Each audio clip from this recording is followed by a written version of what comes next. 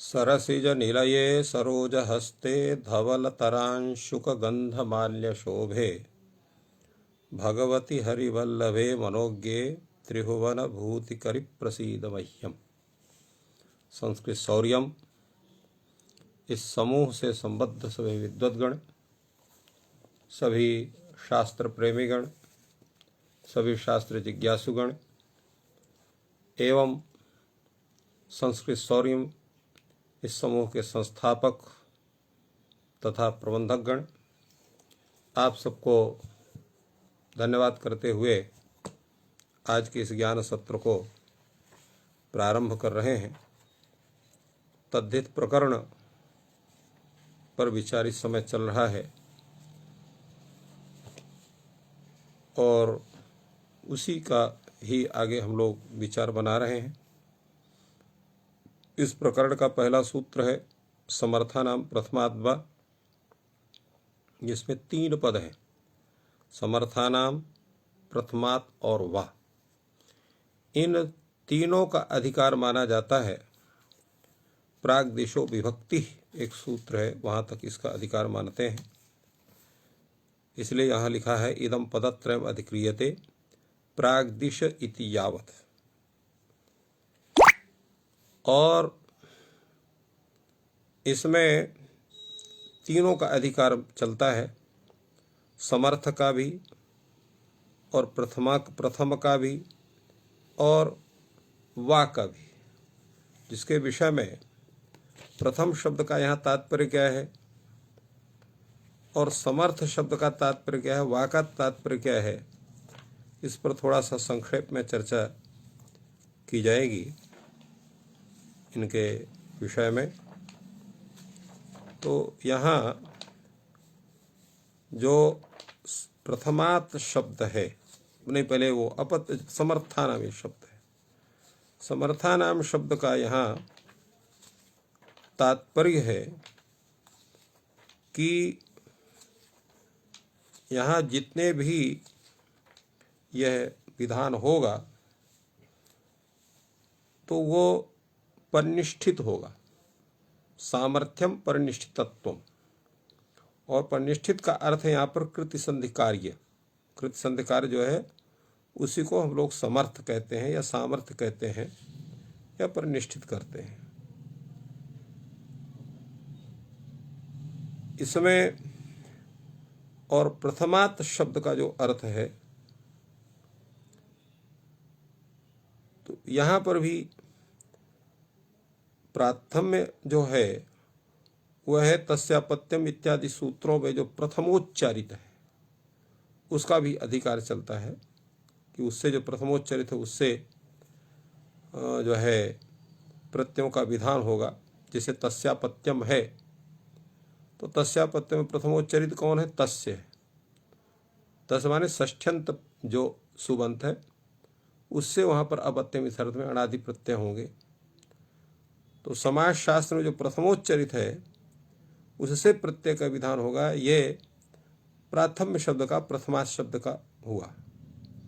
दूसरे वाह है, वाह के विषय में क्या है, विकल्पेन प्रवृत्ति होती, अर्थात एक बार उसका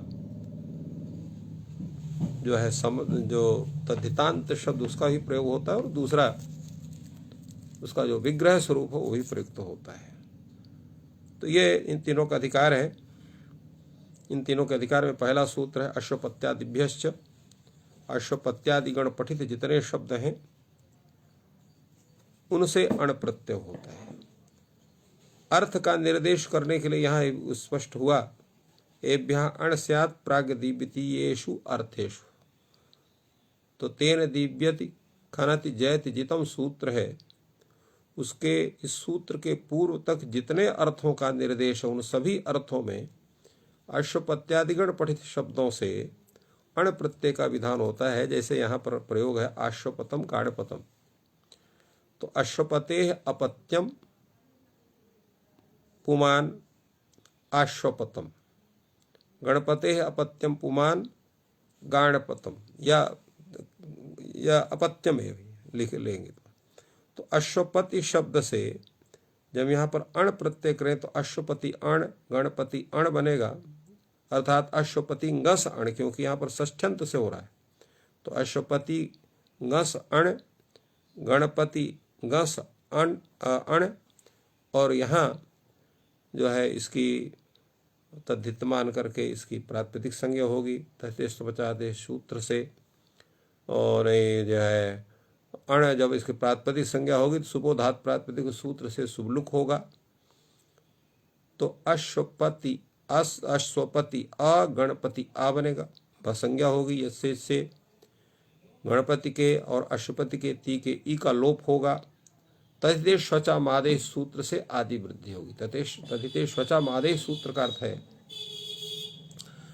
कि जो तद्धितांत का जो आदि है अच है उसको वृद्धि होती है। वृद्धि मतलब आत आई औ इनका विधान होता है, अर्थात अकार है तो वहां पर आ हो जाएगा, ई ए आय है तो वहां पर ऐ का विधान हो जाएगा, और उ ओ औ है तो वहां पर औ का विधान हो जाएगा। ये उसका तात्पर्य है। जैसे यहाँ पर अश्वपत में गणपत में यहाँ पर ग का आ है, अश्व का आ है, तो यहाँ पर जो वृद्धि का विधान होगा वो दीर्घ आ का विधान होगा, इसलिए आश्वपत गाणपत, और यहाँ पर सामान्य नपुंसक से नपुंसक करके आश्वपतम गाणपतम ये बनता है। इस तरह से दूसरा सूत्र आपका है दित्यादित्य पत्युत्तर पदान्य। दिति शब्द, अदिति शब्द, आदित्य शब्द, और पत्यंत पति शब्द है उत्तर पद में जिसके ऐसा जो शब्द है, इनसे अपत्यादि अर्थों में ण्य प्रत्यय होता है। जैसे यहाँ पर है दिते अपत्यम, अदिते अपत्यम, आदित्य से अपत्यम, ये विग्रह होगा। इन सभी जगह विग्रहों में इस सूत्र से अण प्रत्यय होगा, और पत्यंत पद में यहाँ प्रजापति शब्द है तो प्रजापते अपत्यम होगा। तो दिति ngस अण नहीं ण्य, और अदिति ngस ण्या, आदित्य ngस ण्या, और प्रजापति ngस ण्या, ये आप चारों इनके सबके आप विग्रह बना सकते हो। और इनका सबका विग्रह बनाएंगे, और चूंकि सब ये तद्धितांत है इसलिए तद्धितांत मान के इनकी प्रातिपदिक संज्ञा होगी, सुपोधात पर शुभलुक हो जाएगा। तो बनेगा क्या? दिति आ, अदिति आ, आदित्य आ, प्रजापति आ, प्रजा या